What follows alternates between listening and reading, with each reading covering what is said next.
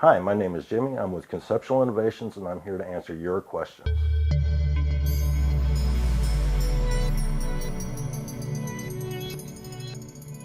Why are push-pull forces important if I'm putting a drive system on my cart? It's no different than a person pushing a cart.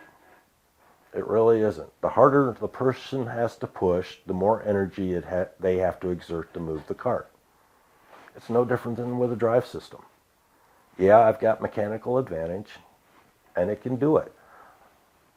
The easier the cart moves, the better the drive caster is going to operate and handle and control, and it will also extend the life of your batteries and your drive caster itself.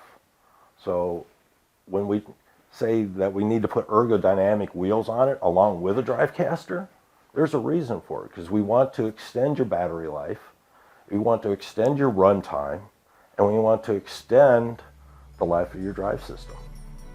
I hope you enjoyed this video, and I hope you subscribe for some more.